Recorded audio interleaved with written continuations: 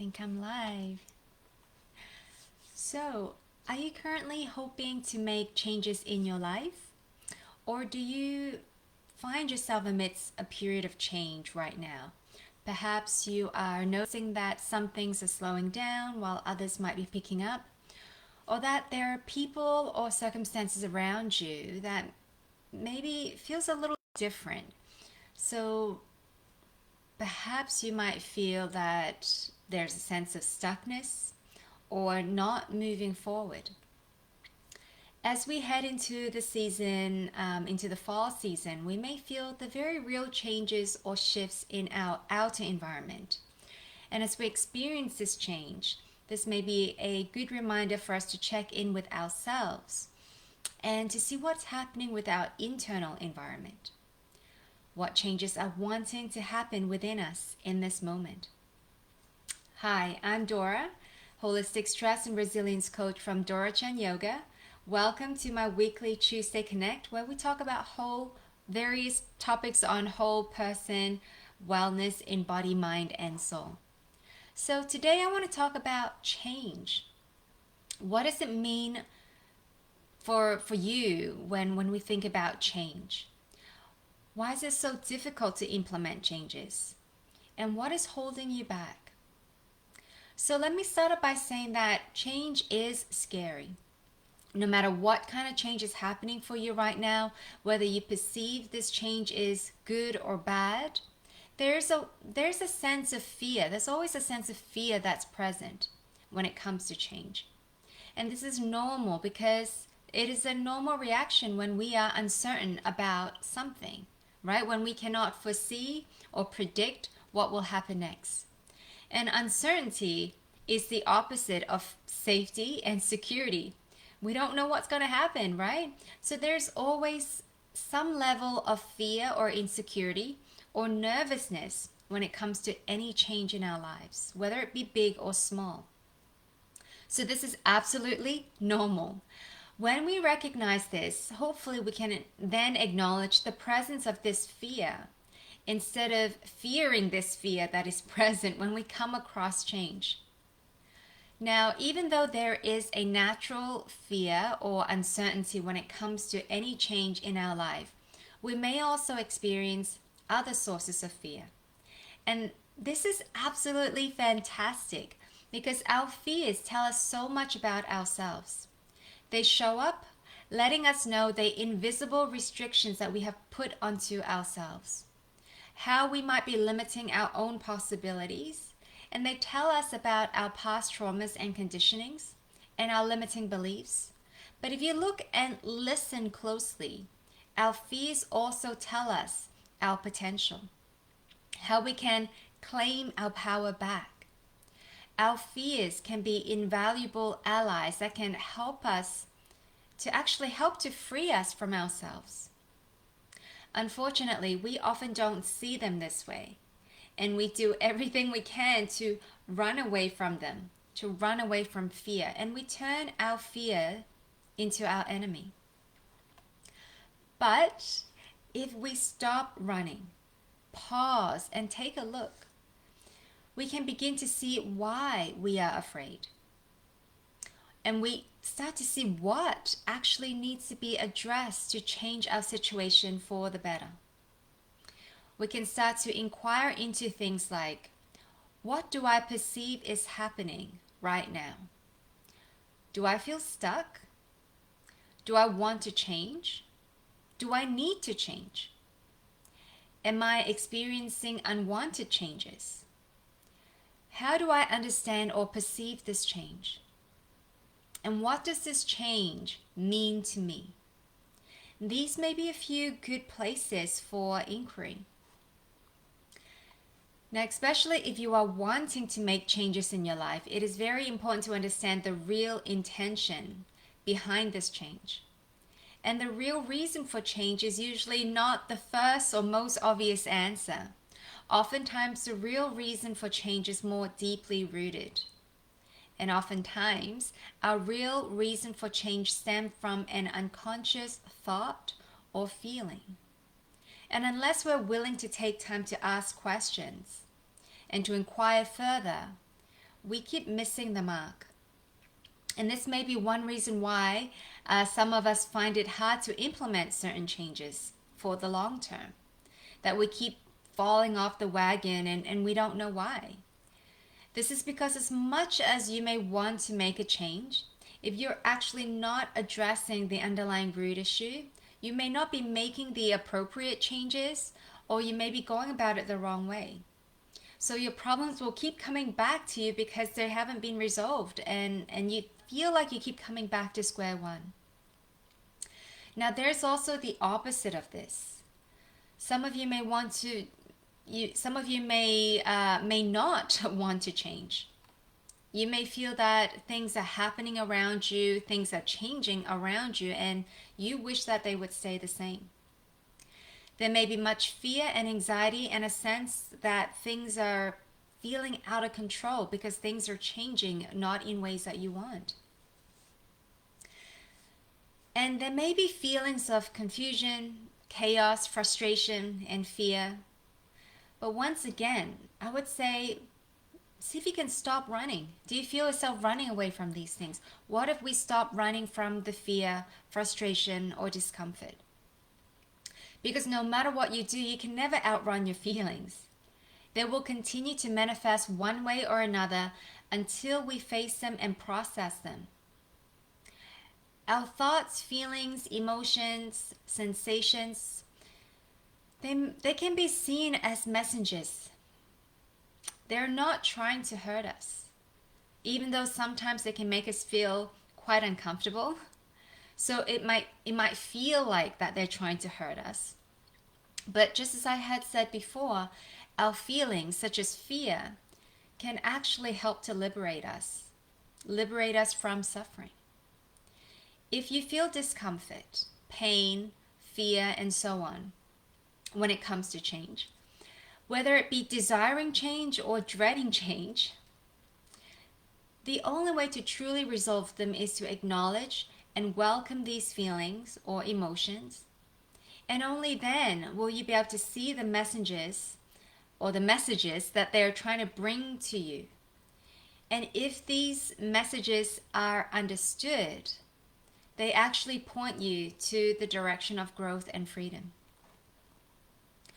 So when we are able to be with discomfort and go deeper into inquiry about our circumstances, about ourselves, we may come to discover what is actually holding us back from opportunities that come our way.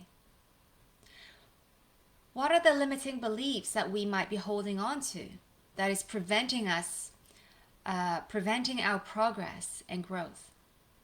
They'll help us to see what are some unresolved emotions that perhaps need our attention. What ideas or expectations have we attached ourselves to so tightly that we are unable to see any other possibilities around us? What do we need to make peace within ourselves so that we can embrace the changes in our life? So in order for us to go into these deeper inquiries, we need to be able to be with what's present, because these are clues trying to tell us a message. They're trying to point to the unconscious, unresolved issues within. So no matter what you are going through in your life right now, whether you're wanting a change or trying to prevent one, I would challenge you to place your focus a little differently. So instead of trying to fix or change anything, which is something that we tend to do when we perceive that there is a problem, we try to, find a way to fix it. But what if instead of doing that, when you think of this change, whether you want this change or not, when you bring this change to mind, notice how this makes you feel in your body. What sensations arise as you give yourself a moment to be with what's present? Are there emotions or thoughts that accompany these sensations in your body? And without trying to get into your thinking brain, which we all tend to do very well, see if you can come back to your body and notice what's happening within your body. what sensation, what physical sensations are arising. For instance, are there areas in the body that feel more contracted or dense or heavy or light? Do you feel temperature? Is it cool or is it warm? Is it hot? Any other sensations? Do you feel a sharpness or a dullness or, tingling or radiating sensations? What's present for you? This is a first step to connect your body and mind. And it's a crucial step towards deeper inquiry because all our emotions, our feelings actually talk to us through the body. But so many of us have become disconnected with our bodies that this is the very first thing we need to do is start to come back to the present and notice what's present in the body. Now, you might try this out for a week or two and notice what happens and see whether new insights or perspectives emerge for you. And I know this might feel a little different from what you're used to because you might be thinking, well, I'm sitting and noticing these feelings, but I'm not getting an answer to my question. And this is because we're so used to getting an answer in a very intellectual way, like this is how you solve your issue. You just need to do this or you need to change that. That keeps us stuck in our thinking mind. So I'm not saying that the thinking mind is not useful. It certainly is useful and helpful in certain situations. But one huge part that we keep missing is this body, this body of ours that are actually trying to communicate with us, and we're missing all of these messages. So let go of any ideas of how this answer should come to you because you're going to receive this answer very differently when we're trying to ask our bodies questions. So notice even the tendency or impatience of you trying to get an answer, like a cognitive or intellectual answer. And even that is okay. That's all part of the observation. But whenever you notice this, come back to the body and notice what's present, what am I feeling, what are the sensations that are coming through, and be with that. See if you can be with that. And if you can't, if it's too painful or if it's too uncomfortable, you don't have to force yourself to stay there, but then at least start noticing or acknowledging that, oh, this is present. I'm not trying to push it away, I'm not trying to suppress it, but I'm not ready to deal with it right now. But that's okay. That in itself is already a first step. So see if you can acknowledge what's present, see if you can stay with it even for a little bit, and then let it go. And then maybe come back to it another time. So I challenge you to maybe try to take this practice up even for a week or two and see how you go. Oh, I have a message. Maybe a sense of depression. If you have failed a goal, you are afraid it will happen again. Okay, so this can get us into a deeper area. So yes, we have expectations, we have goals, we have things that we may have attached ourselves to. And I don't know if I have time to go through all of that today, but one of the things that we can start paying attention to is when we start to, some of these goals that we have attached ourselves to, we may not know that we have attached to them. And that we may have become overly identified with them, feeling that this is the only thing that that's going to make me feel okay, or this is the only thing that that is going to make me feel good or happy about myself. Or if I don't have this, or if this situation changes for me, then everything is going to go negatively or in a way that I'm not happy with. So again, all of these things, or a lot of these things, stem from the beliefs that we have grown up with, the conditionings that we have, and it's not our fault. This is the way these are the conditionings and these are the experiences that we had growing up. These are the conditionings that were present in our society, within our family, within the different generations. And so a lot of the things that we experience, the way that we see the world, the way we perceive the world, and a lot of these unconscious beliefs are unconscious, obviously. And so when we start to notice, and we're not trying to change anything at this point, it's just about, okay, let's notice what's present. And when you start to notice what's present, what you're actually practicing is that you're slowly starting to disidentify from these limiting thoughts and beliefs that you carry. So the first step is really about awareness. If you're not even aware that you have these conditionings, that you have these limiting beliefs, then what happens then is that you tend to be in it. And when you're in those emotions, when you're in those feelings as though that's the only truth in your life, you can get really stuck there. And that can self-perpetuate, right? So your thoughts can feed into your feelings, which can feed back into your thoughts. And this can be a vicious cycle. And so, with the fear of failure and all of these things, it can of course get a little bit overwhelming sometimes. But if we do practice, we start to realize, sorry, I'm a bit distracted as things are popping up on my phone. Sorry. We start to realize that there are a lot of the feelings that we feel are based on our old conditioning, our old programming, or our limiting beliefs.